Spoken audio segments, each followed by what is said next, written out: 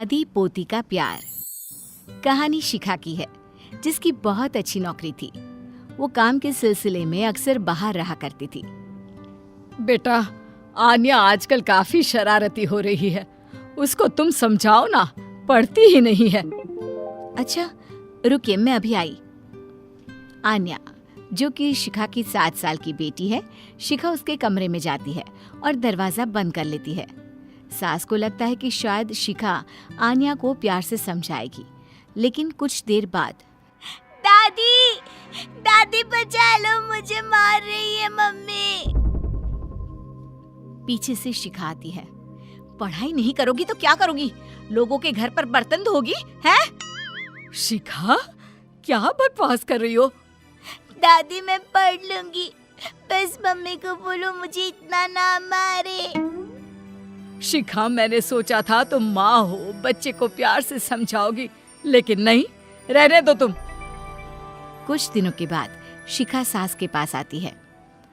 माँ, मैं सोच रही थी कि कुछ दिनों के लिए मैं आन्या के साथ वक्त बिताऊं। वो क्या है ना, लास्ट टाइम मैंने उसको मारा था, तो तब से वो।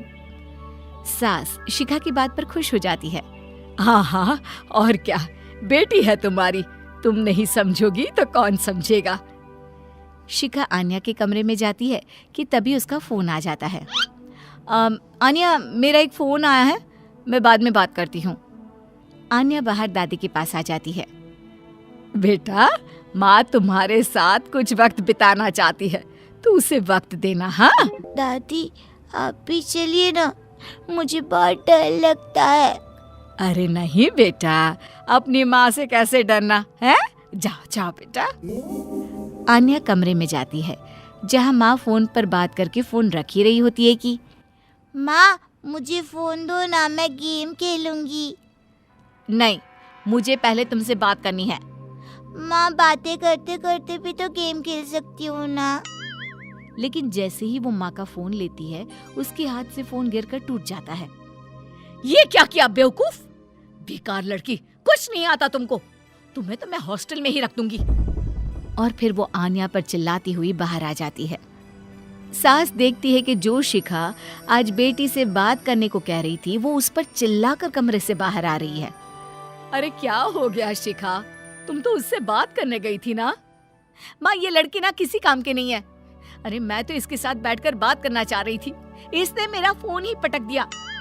तो शुक्र है कि फोन को कुछ नहीं हुआ, 50,000 का फोन है। अरे जब फोन को कुछ हुआ नहीं है तो बेटी के साथ कुछ पल आराम से बिता देती।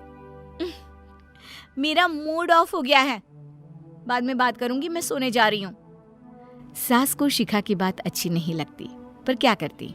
बहू को बेटी की तरह समझने वाली सास सोचती है कि सारा दिन काम करके ये भी थक जाती होगी, वो बेटा बनकर घर की देखभाल कर रही है, तो क्या मैं उसके बच्चों का ख्याल नहीं रख सकती।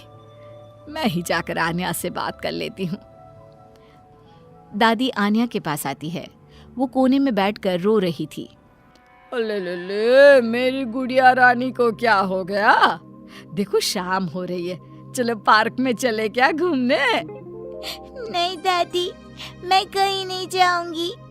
मेरा चेहरा देखो कितना पीला पड़ रहा है, सब पूछेंगे क्या हो गया तो क्या कहूंगी।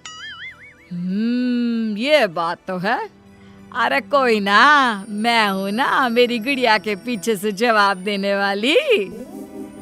दादी और पोती पार्क में खेलने जाते हैं, जहाँ एक बच्चा कहता है, अरे आन्या क्या हो गया, क्यों रो रही थी?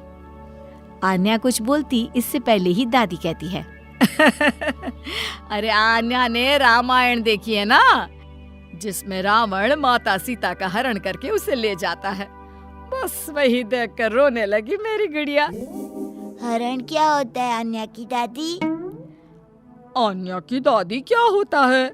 दादी तो दादी होती है ना। वैसे हरण का मतलब होता है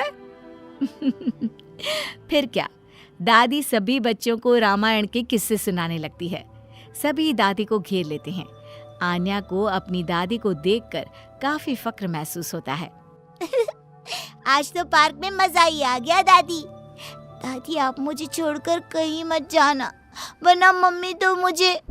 नहीं बेटा, ऑफिस के काम से मम्मी परेशान हो जाती है और आपको तो पता है जिसे हम सबसे ज्यादा प्यार करते हैं उसी से ज्यादा नाराज भी तो होते हैं ना। दादी पूरी कोशिश करती कि आन्या का कोमल मन माँ से प्यार करे।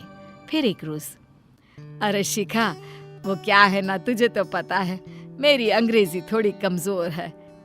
सोच रही थी आन्या की कोई ट्यूशन लगवा देते हैं। क्यों, क्या हो गया? वैसे तो मैं ही पढ़ा देती, पर अभी छोटी सी तो क्लास है, समझा दूंगी उसे मैं। देख शिखा, माँ पढ़ाए इससे अच्छा तो कुछ हो ही नहीं सकता, लेकिन तेरे पास वक्त की कमी है ना।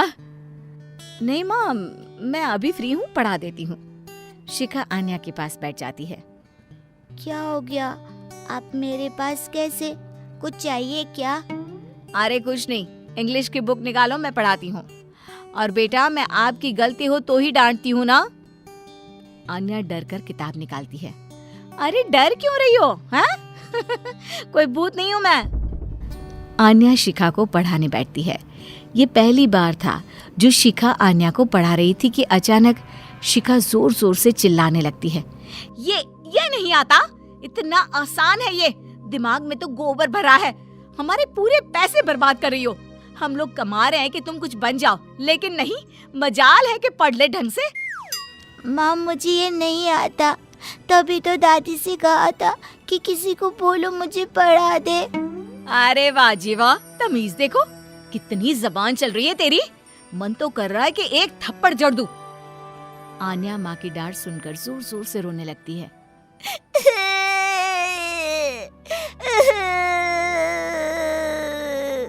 अरे अरे, क्या हो गया? क्या हुआ शिखा? तुम क्यों उस मासूम बच्ची पर चिल्लाती रहती हो? अब बस बहुत हो गया तुम्हारा। यही है वो कारण जिस वजह से वो बिगड़ रही है। उसके सामने आप मुझे डांट रही है। अब शिखा सास पर भी चिल्लाने लगती है। तभी शिखा के सामने आन्या हाथ जोड़कर खड़ी हो जाती है। माँ, मुझे माफ कर दो, लेकिन मेरी गलती की सजा दादी को ना दो। उस दिन फोन मेरे हाथ से छूट गया था, गलती से। पहले दिन भी आपने मुझे मारा। आपने तो मुझे कभी पढ़ाया नहीं, आज पहली बार आई तो भी मुझे डांटने लगी। चुप हो जानिया, तेरी माँ है वो, कितनी बड़ी है तुझसे। तो क्या हो गया, बड़ी है, लेकिन पता नहीं कि बच्चों और बड़ों के साथ कैसा व्यवहार करना चाहिए। माँ, हम कम पैसों में गुजारा कर सकते हैं, लेकिन आपके बिना नहीं, हमें आप चाहिए माँ। छोटी सी आन्या की बात सुनकर शिखा की आंख में आंसू आ जाते हैं। उसे रियलाइज होता है कि उसने कैसे आन्या को परेशान किया है।